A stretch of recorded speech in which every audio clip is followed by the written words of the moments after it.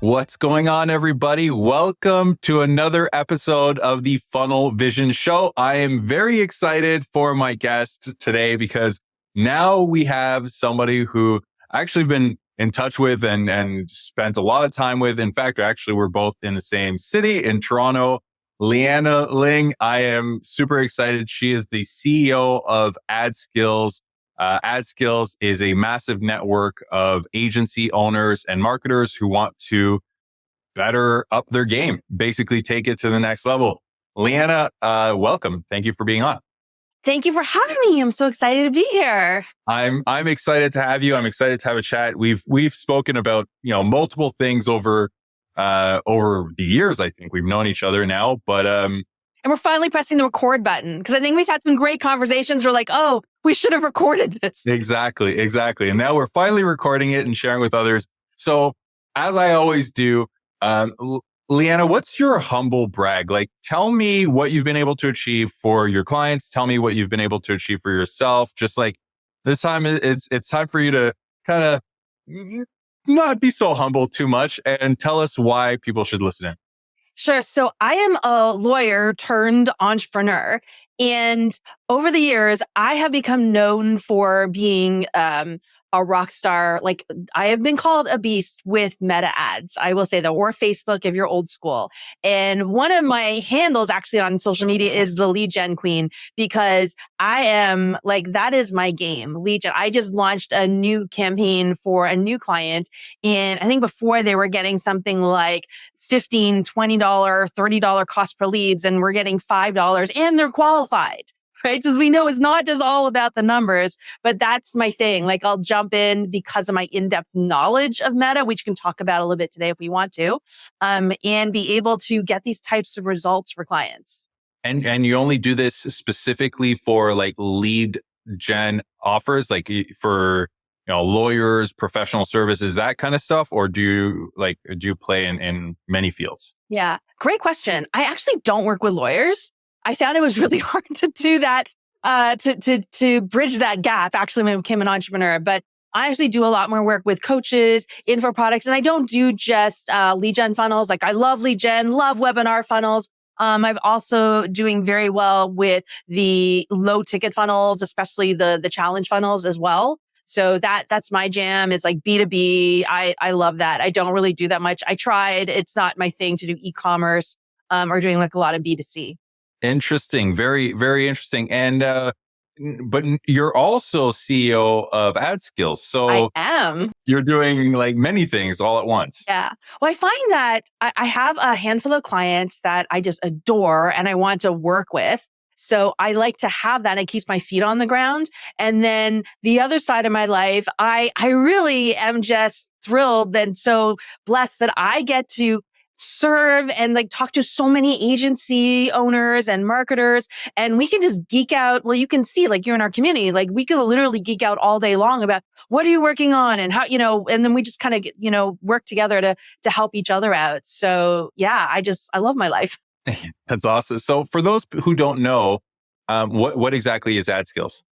So AdSkills is a community, and it's also an education platform where we train people on how to create and drive traffic to their offers. The main focus is on paid media. I am expanding it more to also organic, and for us to be a bit more holistic, because I think we want to give you everything you need to be successful with your traffic. And that includes understanding organic. That includes understanding your landing pages. That includes like me bugging you all the time about how to improve, how our funnel flow works and things like that. But that's what we've been known for. And AdSkills has been around for at least over, I believe, like 15 years. Wow. Yeah. I think it was started by Justin Brooke, right? It was, yes. And how did you become CEO? Like, what was that story like? What was that process like? Yeah, that's a really interesting story. I think I've only shared it once ever. So, this is here. No, I'm somebody where it sounds like, if I say like I was a nobody, I don't know what you would kind of take from that, but really nobody really knew who I was. I'm like here in Toronto, right? Signing up some clients. I'm doing ads for people. I'm doing, do that thing. And it wasn't until I joined AdSkills And by the way, my story is not very different from others who have said this as well. And Justin saw what I was doing. I was showing him I was getting these results, like whatever, 60 cent webinar registrations at the time, the good old days. Um, and he kind of like lifted me up, and I started to become known like internationally, and then my name out there, and people started to recognize me. And I started to get more confidence about, hey, like, because I thought everybody was the same as me. I didn't think I was doing anything special until Justin and others in the community reflected back to me. I was like, no, that's not normal, right? So I started teaching inside of the community. I started helping more people. They asked me to lead a couple of sessions, and Justin has said that I was one of the only people who got this amazing response back from everybody who came to the sessions, and also that taught the sessions at a level and a standard that he, kept for himself. So, shortly before I became CEO, he had actually asked me to take over the pro certification program. So I was in there and I'm like leading it and I'm having a great time and doing all that. And we just started having discussions. He was just like, can we have a chat? And I thought, oh, what did I do now? Right. But it ended up just being like a really, I think, great, very honest, transparent chat about where he felt he was going with his life, where he envisioned, AdSkills and where he thought AdSkills could go. And he felt that he was sort of standing in the way of AdSkills growing to the level that he wanted it to. And they had actually been looking at for, somebody to take his spot. And they kind of said like, they feel like I have the same genuine care and love for AdSkills community as they do. And as I mentioned, I've always gotten really good feedback whenever I've done trainings in the community. And one of the tactics I do have in order to keep growing my agency is to find communities where I show up every single day. And I'd literally been doing that for years. In fact, some people thought I already worked for AdSkills because I always showed up, even in the slow times. They thought it would be perfect. And it was just a very organic process for me to take over the company.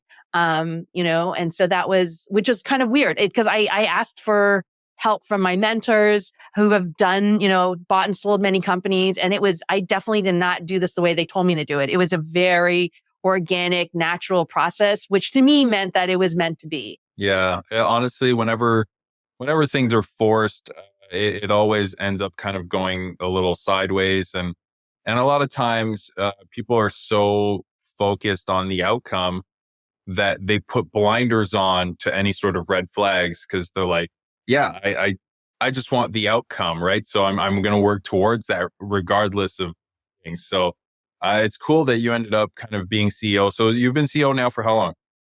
About a year. Yeah, over a year now. Over a year now. Again, it was a very transition. It's so, I don't have, in terms of the exact anniversary, when I was like all alone, it's been almost a year, but we kind of did it halves, with training wheels kind of getting in place, right? So tell me, okay, because you still run your agency, you still have a handful of clients. So tell me a little bit about that agency journey. Like, how did you become the queen of lead gen? Is that the nickname they give you? Lead gen queen, yes. Lead gen queen. Like, how did you become that? What was that journey like? I mean, first, when did you like? I'm a lawyer. When did you like? I don't want to be a lawyer anymore. Let me start Facebook ads. Like, how did that happen?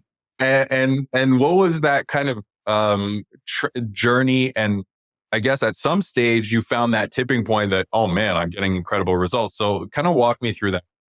Sure. So just to frame it, when I was a lawyer, I had experience working in a small boutique firm where you literally have no life because that's just the way it is. And I moved to work as part of the in-house counsel department at TD Bank, which I know you're familiar with being here in Toronto.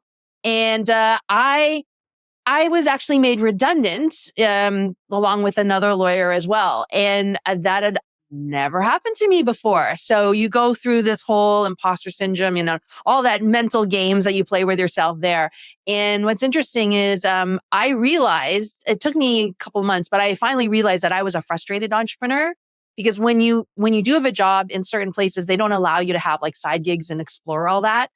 So I realized afterwards that I was a frustrated entrepreneur inside of there and I needed to be my own boss. I also realized, which you may find as well, I find a lot of other entrepreneurs are like this, that I am actually a really bad employee, that I was really quite miserable for the years that I was an employee, wherever I was with the firm or with TD, et cetera. So that was also probably why maybe I just subconsciously did things the way I did and why I was one of the ones chosen to be made redundant. Right. Um, and so I guess I'm a very person where I just do things just gradually. So what I did was I met somebody who was a friend of a friend who sold franchises, and I didn't even know you could buy a service franchise at all. And he ended up selling me a digital marketing franchise. And at the time, I felt comfortable with that because, you have the support, you have a system, you have, people to help you, provide you with training, but yet you're on your own. It sounded like the perfect thing for me. And that's how I started to become an entrepreneur, was with a franchise, with the systems, becoming a salesperson, understanding Google ads and all that other, everything, that building websites, like doing everything like that. And so that's how I started. And over time, I was able to figure out what my niche was. I remember when Facebook, I'm old, right? So I remember when Facebook started allowing us to do ads, and I realized at the time that my niche was really getting ROI on social media. That was my thing. And that actually became sexy. And I was able to close a lot more deals because I said, oh, this is me, right? I teach you how to get ROI on social media. And then I just started doing a deeper dive into Facebook. Along the way, long story short, having a lot of ups and downs, I did end up in AdSkills and learned more skills about this, and really just did a very deep dive into how the heck does this Facebook platform work? I'm always questioning things. And I found that the deeper I understood it, the more I could kind of bend it to my will in a way. Once you understand how to structure things. And that's how I started getting better results for clients, which again, at the time I thought was like normal, but now I know wasn't. And that's really how that happened. And it was just always talking to people. By the way, one of the tips I would have is, when I went right into the franchise, and I would do this in any network, I figured out who were the top performers in there, and I made it my mission to go find them and just to go talk to them, buy them coffee, buy them lunch, do something. I was like, tell me, and most of them are really happy just to share. And that's how I learned. I remember I was speaking, I used to speak a lot with David Schloss, back in the day. And he was somebody very instrumental in encouraging me to be a media buyer, and learning from him. And I just wanted to soak it all up. So I was never looking at, this is my way and that's the only way I'm doing it. I'm always looking for ways that I can learn and that I can up my game, because as you know, there's no one way to do everything, because if there was, we would have already taught it to everybody, and right. And we would all be doing it. Right. And that's something that I think I also inherited from my mom. Like, my mother is very much into what she calls September learning, which is continuous learning. And that's what I've applied all the time, whether it's how I grow my agency, how I can be better at my craft. Even now you're like, wow, you're CEO of AdSkills. You get to learn about and talk to all these different agencies and platforms. I learn something new every single day still. And I apply it to my clients. I apply it to my own ads. I teach it and I share it with the rest of the community as well. And that has really been an underlying theme in literally everything. I also made it a goal of mine to master entrepreneurship. And that led me on a whole other journey where I was working with Norm Brodsky and Lewis Schiff and at the Inc. Business Owners Council. And I mean, that was so fascinating, but I really wanted to master it and learn from the best. And that's what I do, whether it's, how to beat escape rooms, which, being in Toronto, I love escape rooms. Whether it's, doing ads, or how to run a better agency, or copywriting, or whatever. I want to learn from the best. The only thing I would say is, have you mastered entrepreneurship yet? Because I don't know if that's possible. It's the journey, right? It's the journey, for sure. It's the journey. But I've definitely learned so much more than I think that I even realized, because it's not just about tactics. I learned about, especially being part of the Inc. 5, being able to serve the Inc. 5000 community for a couple of years. Again, that's probably a whole other episode we can go into, but really better understanding the mindset, the differences between a mindset of a fast growth entrepreneur versus what we call middle class people who have a job, which is what I learned a lot from Lewis Schiff. Just the tactics, the strategy, the mindset. yeah, it's so, but the pursuit of mastery is just fascinating to me. And I just love the journey. Yeah, I agree. I think as entrepreneurs, we're always striving to learn more. We're always trying to try new things, break things. I think a lot of us we thrive in kind of chaos because we love to turn chaos into clarity. It's one of those things that drives us fundamentally as entrepreneurs. So, what was your let's call it kind of the tipping point? What was the where did things really shift for you? Was it when you like started learning the Facebook algorithm? Or like, was it when you decided I'm going to be the social media ROI person? Like, when did things really start shifting for you? So I think that there was two areas. The first was, again, when I've been on this roller coaster and I finally joined AdSkills, one of the things I didn't realize I was really bad at was pricing.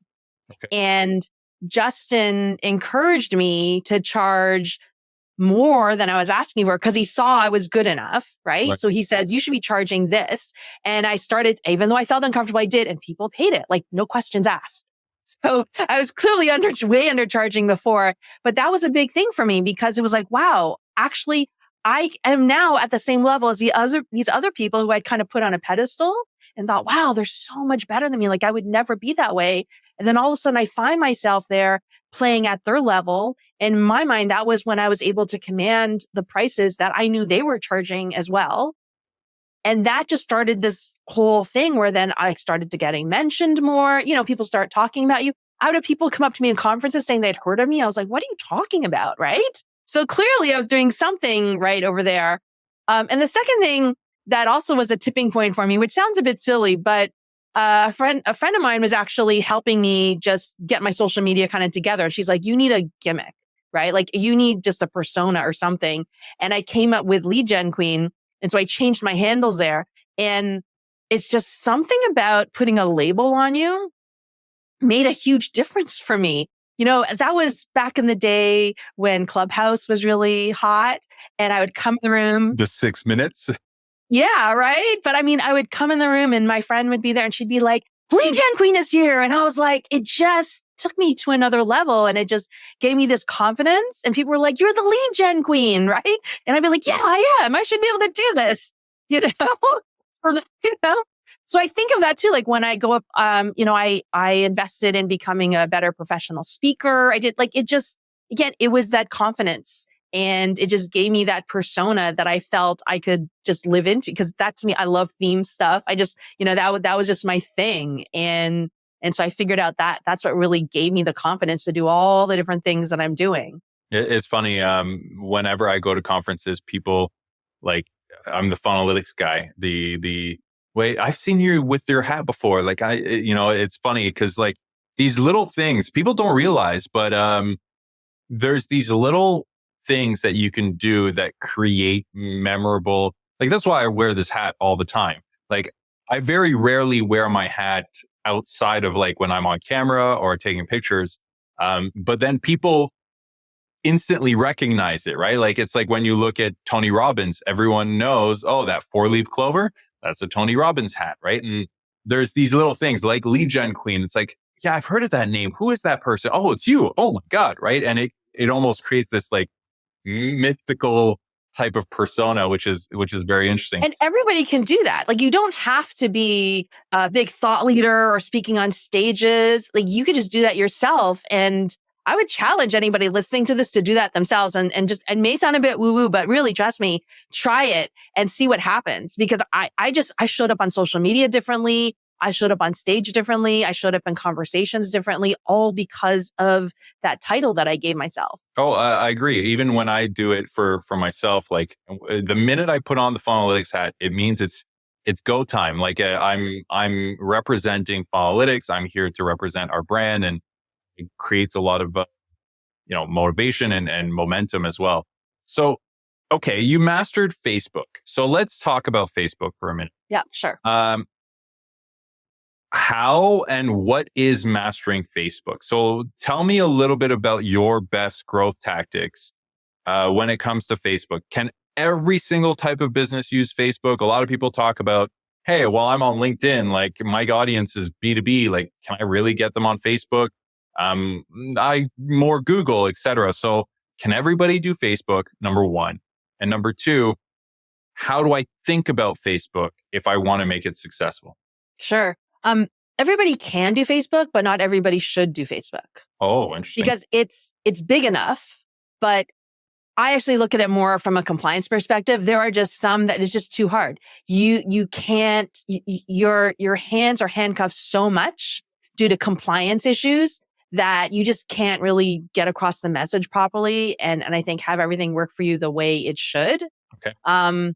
But there were and there were a few B2Bs that, we've tried and it just didn't work out as well as LinkedIn. It's because it just didn't, but were the people there? Yes, but it just wasn't the right messaging, in terms of that. So it, but I would always try it. I always try Facebook first, as long as you're not doing like CBD and or dating or just like some other areas are just very, very challenging to do from a compliance perspective.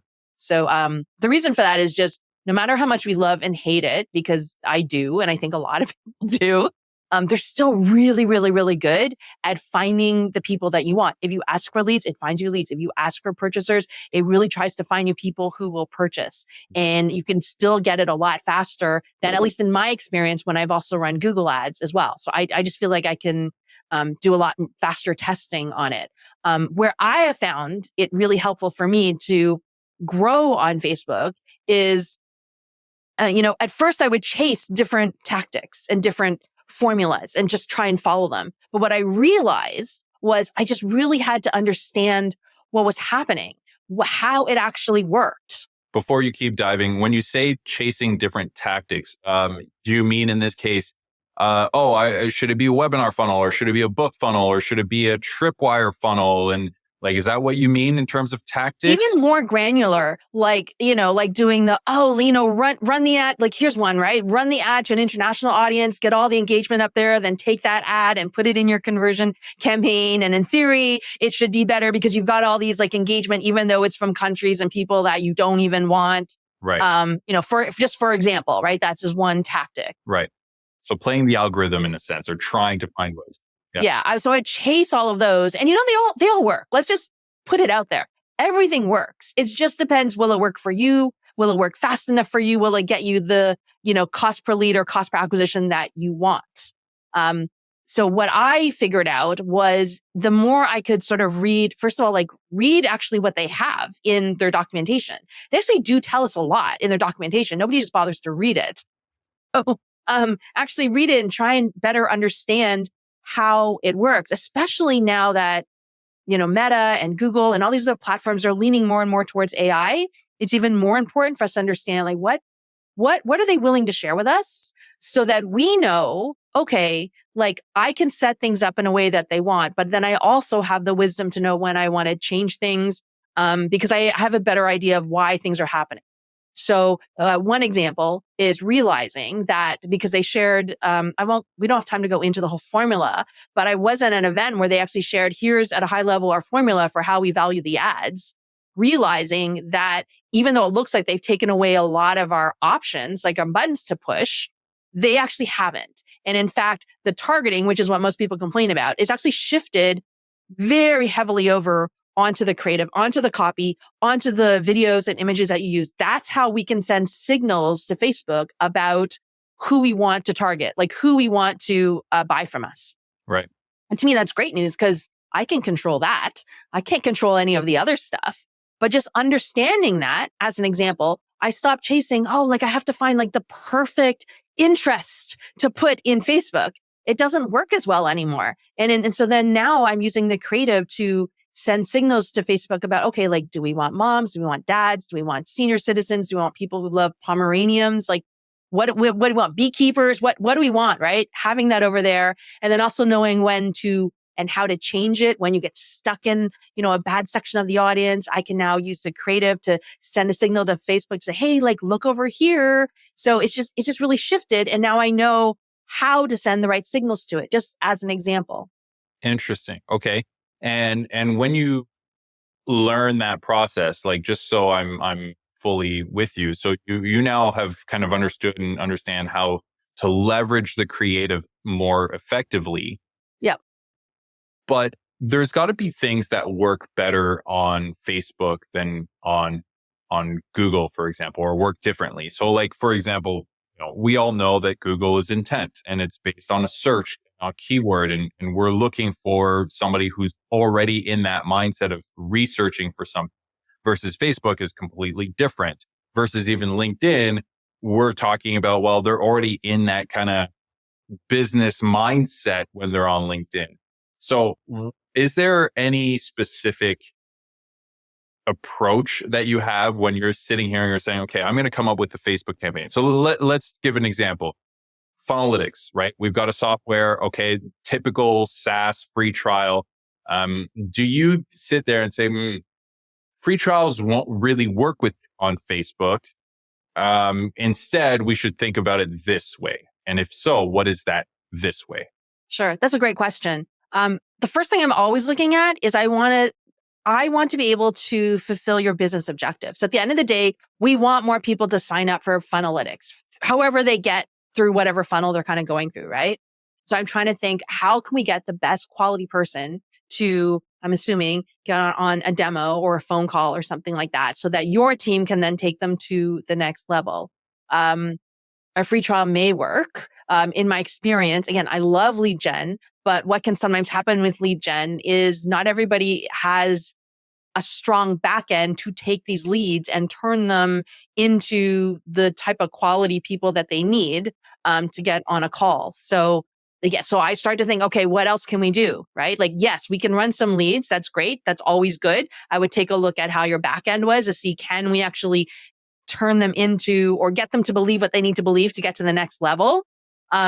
So then I would layer on top of that, because again, I've seen this happen, is that you do tend to get better quality people when you run a purchase objective campaign. So I do encourage people to come up with some type of micro offer so that we can run a purchase conversion campaign as well to try and get higher quality people into the funnel, whether it's like a $5, $25, whatever thing, because that in theory should get you a higher quality person and get you faster. That's just what I would try at first. I have in the past done lead gen where it was just all straight leads, but the person was really, really, really good with their VSL, with their follow-up, with their back end. So they were able to close quite a lot of the people that we sent through. But that's how my mind goes, is I'm thinking more about how can I use what I know about the platform to use your budget most effectively, which I think would be to get quality people, the people has people who are as close to believing what they need to believe, so that your team has an easier job when they talk to them to show them Funnelytics and just, and then can close more of them. Okay, awesome. Liana, I mean, I could keep talking to you. Maybe we'll have to have another episode in the future. We're already way over our normal time here. So I appreciate you. Where can people learn more about you? Sure. Just go to AdSkills.com. You can go there. I am in that community every single day. So if you want to find me, I'm there. If you want to find me on social, just look for the Lead Gen Queen, and that's where you can find me on social. Awesome. And I'm also in the AdSkills community. So thank you so much for being here, and thank you so much for sharing all of this awesome wisdom. We'll chat very soon. My pleasure.